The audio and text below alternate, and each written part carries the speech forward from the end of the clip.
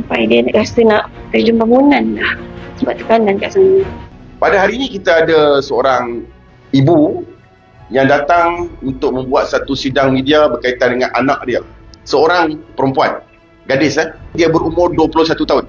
Gadis ini, dia maklumkan kepada mak dia nak pergi ke Singapura, kerja Singapura.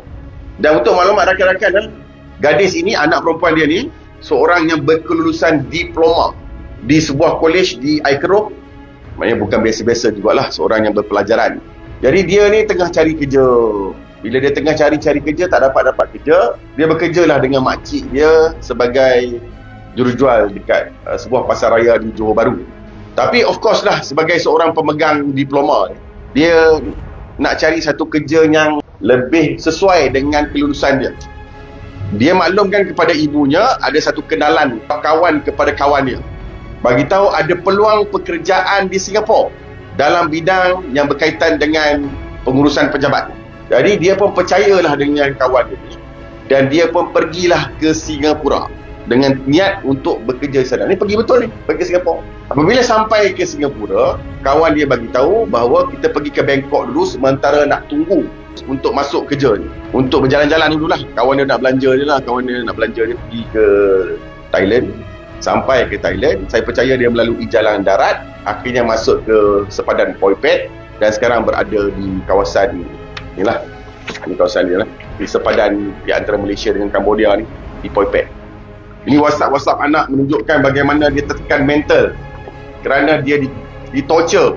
Dia tak pukul, dia tak cakap yang dia kena pukul.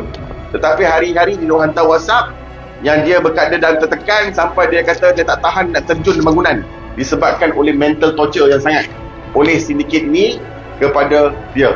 Dia dikurung, dia tak dibenarkan keluar, di dalam bangunan saja. Mula-mulanya dia kata dia nak kerja Singapura. Memang dia dah sampai Singapura.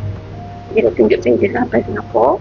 Tapi lepas tu kawannya ajak jalan ke Thailand dulu.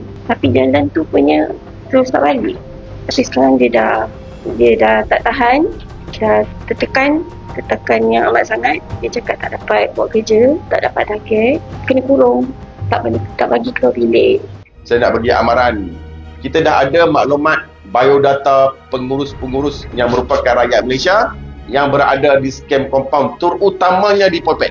Kita dah ada muka dia, kita dah ada biodata dia, kita dah ada nama dan nombor IC dia. Kita belum lagi mau nak dedahkan. Saya cadangkan kepada manager-manager scam compound di Poi Pet ni, tolong bebaskan rakyat Malaysia. Sebelum kita dedahkan nama dia, butiran dia kepada pihak berkuasa, dan dia mungkin akan ditangkap dan didakwa dan dia akan dipenjarakan dalam tempoh yang begitu lama.